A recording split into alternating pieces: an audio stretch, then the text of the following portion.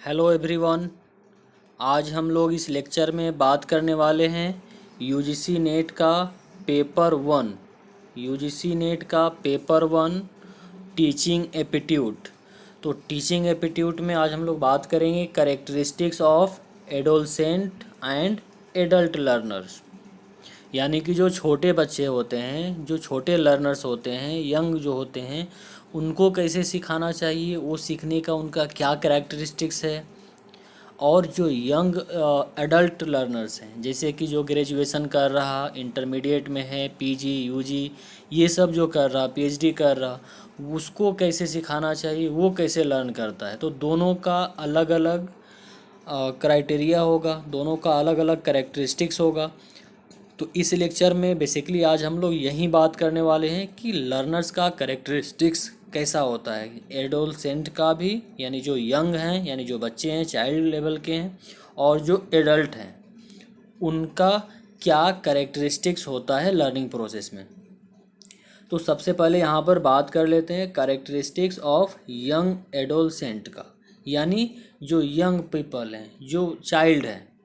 तो उसमें क्या होता है, intellectual, social, physical, emotional and psychological moral के हिसाब से उसका कैरेक्टरिस्टिक्स होता है। क्योंकि आप देखते होंगे कि कोई किस सोसाइटी से आता है, कोई कहाँ से आता है, तो हर एक का अलग अलग परसेप्शन होता है। फिजिकल कंडीशन क्या है, देखते हैं ना कि बच्चे लोगों को ज़्यादा बॉर्नवीटा दिया जाता है, दिमाग ज़्यादा से ज़्यादा तेज हो, खेलने के लिए भी उसको फिजिकली काम करवाया जाता है, इमोशनल लेवल पे काम करवाया जाता है, ताकि वो बच्चा स्ट्रांग हो, वो मेंटली एबिलिटी हो उसके अंदर, ताकि वो लर्निंग कर सके। तो क्या है, 5 लेवल पर हम लोग करेक्टरिस्टिक्स देखेंगे। पहला इंटेलेक्चुअल लेवल पे, फिर सोशल लेवल पे, फिर फिजिकल, इमोशनल, साइकोलॉजिकल लेवल पे और मोरल लेवल पे।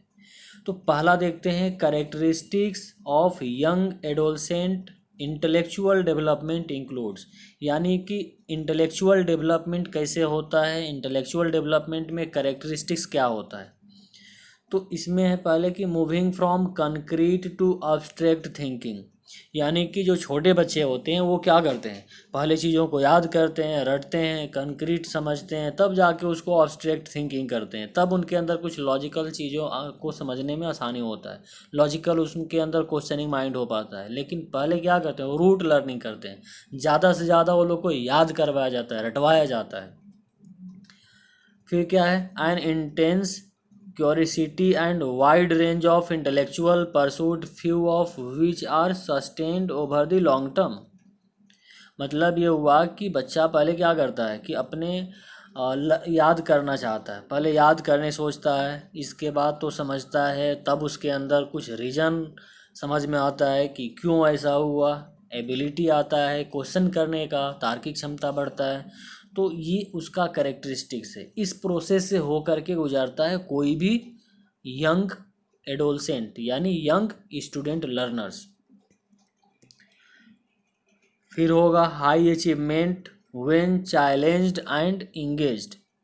मतलब कि हाई अचीवमेंट होता है व्हेन चैलेंज्ड एंड इंगेज्ड, जब जितना उसको चैलेंज दिया जाएगा, इंगेजिंग किया जाएगा, तो उसके अंदर और बूस्टअप होगा और उसके अंदर दिमागी संतुलन बढ़ेगा। फिर prefers prefers active over passive learning experiences, उसको पसंद आता है एक्टिव लर्निंग। एक्टिव लर्निंग का मतलब क्या, कि जब तक टीचर पढ़ा रहा तब तक वो पढ़ेगा, अपने से घर में स्टडी नहीं करना चाहेगा। इसीलिए जनरली देखते होंगे कि स्टूडेंट जो होते हैं एलकेजी यूकेजी अंडर 10 का, उन लोगों को कई सारा ट्यूशन कंडक्ट करवाया जाता है और स्कूल में तो पढ़ाई होता ही है। Interest in interacting with peers during learning activity, वो लोग इंटरेक्ट करते हैं आपस में, जो लोग भी फ्रेंड लोग होते हैं, साथ में मिलके पढ़ना चाहते हैं, उससे ज़्यादा ब्रेन स्टॉर्मिंग हो पाता, अच्छे से लर्निंग करते हैं। फिर क्या है, an ability to be self reflective, उसके अंदर सेल्फ रिफ्लेक्टिव भी कैपेबिलिटी बिल्डअप होता है, जैसे जैसे वो बड़ा होते जाता है, उसके अंदर क्वेश्चनिंग माइंड डेवलप होते जाता है। साथ में ग्रुप स्टडी करता है बच्चा लोग अगर, तो उसमें से क्वेश्चन करेगा, फ्रेंड लोग के साथ फ्रेंडली इन्वायरमेंट में पलेगा बढ़ेगा, तो और अच्छा से वो एबिलिटी उसके अंदर डेवलप हो पाएगा सेल्फ क्वेश्चन करने का। फिर demand the relevance in learning and what is being taught. वो ज़्यादा लर्निंग का डिमांड करते हैं कि कोई सिखाए तब वो लोग सीखें, या पीयर ग्रुप में साथ में फ्रेंड लोग के साथ पढ़े। अकेला बोल दीजिए घर में पढ़ने तो बहुत दिक्कत होता है वो लोग को, बच्चा लोग को। Developing the capacity to understand higher level of humour some of which may be misunderstood by adult to be sarcastic और इवन एग्रेसिव।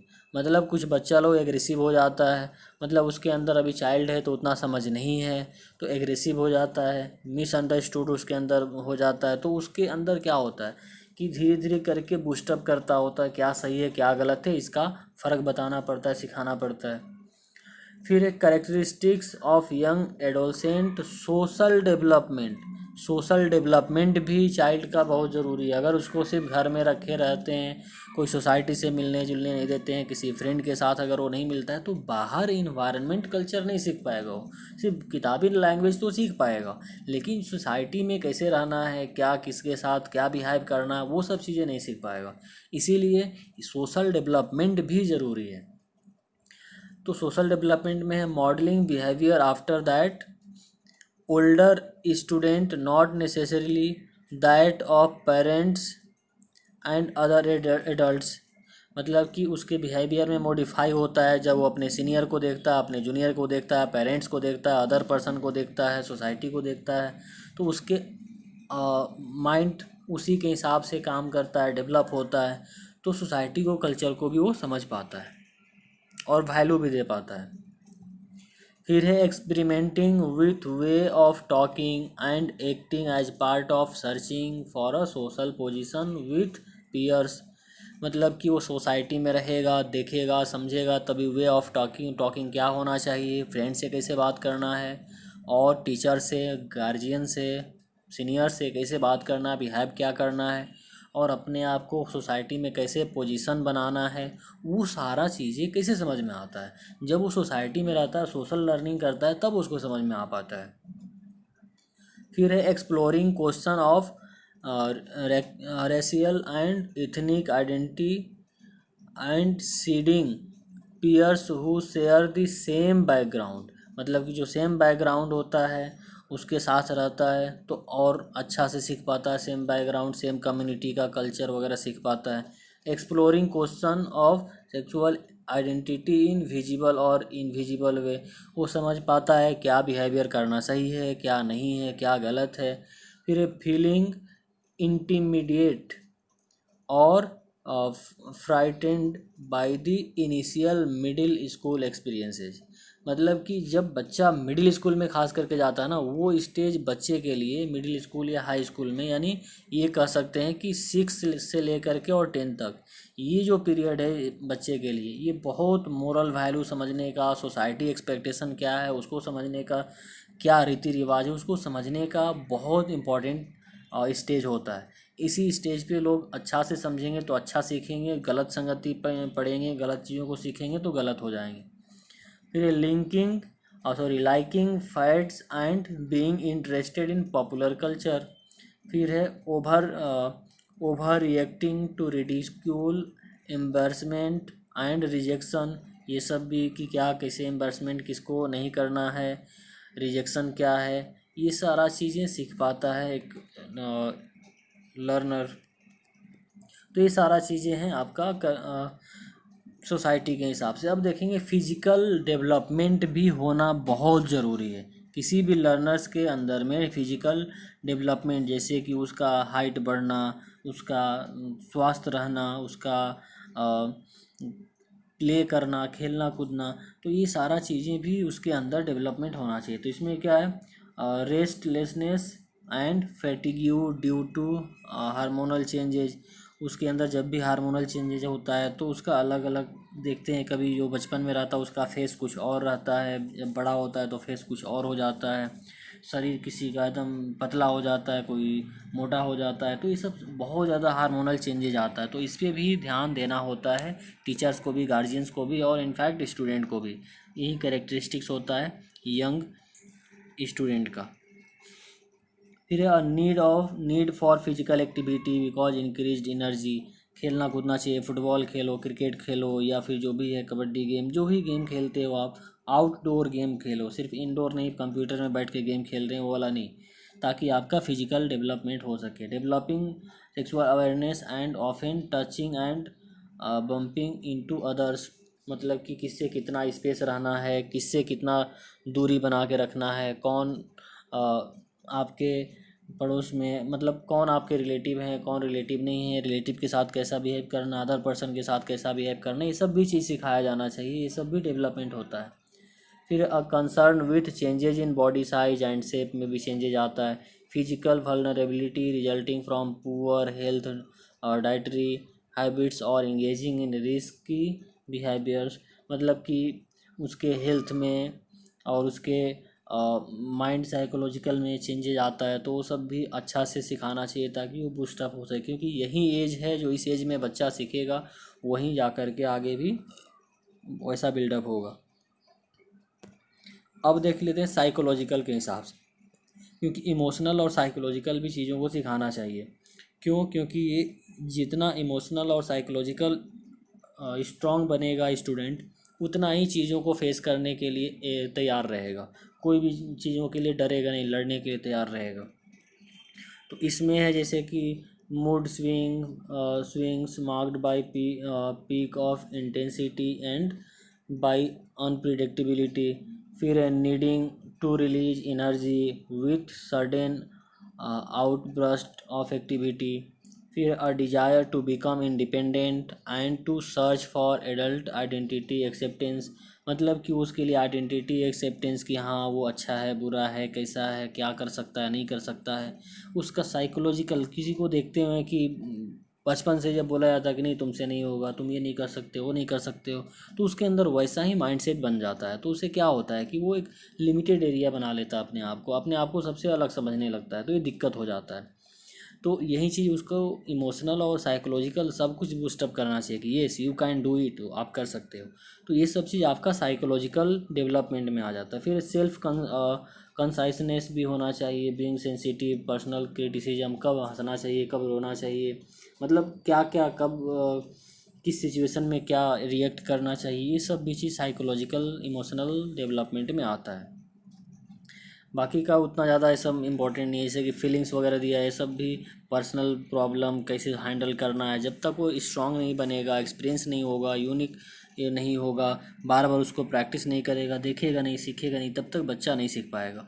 तो ये सब चीज़ डेवलपमेंट होना बहुत ज़रूरी है। फिर मोरल वैल्यू क्या होता है कि क्या सही है, क्या गलत है, अच्छा से बिहेव कैसे करना चाहिए, वेल बिहेव कैसे होना चाहिए सोसाइटी में, सोसाइटी के लिए क्या क्या करना चाहिए, वो सब चीज़ों को मोरल डेवलपमेंट में सिखाया जाता है। जैसे an understanding of the complexity of moral question value, cultural value, expression and religious teaching, ये सब भी चीज़ बहुत ज़रूरी है। रिलीजियस किस रिलीजन से आते हैं, क्या कल्चरल है, कल्चरल डेवलपमेंट कैसे करना है, क्योंकि ये क्या होता है, परंपरा है, पिछले जनरेशन से आप तक आया, आपसे फिर जाएगा आपके चाइल्ड तक, फिर उससे उसके चाइल्ड तक जाएगा। तो ये मोरल वैल्यू भी सिखाना बहुत ज़रूरी है, क्योंकि एक इंसान का ओवरऑल डेवलपमेंट में बहुत ज़्यादा हेल्पफुल होता है। तो ये सब चीज़ था जी आपका एडोलसेंट यानी कि यंग लर्नर का करेक्टरिस्टिक्स। थोड़ा बहुत आप लोग अपने से पढ़ लीजिएगा और बाकी उतना ज़्यादा इम्पोर्टेंट नहीं है। आगे देख लेते हैं एडल्ट लर्नर का। एडल्ट लर्नर कहने का मतलब ये हुआ कि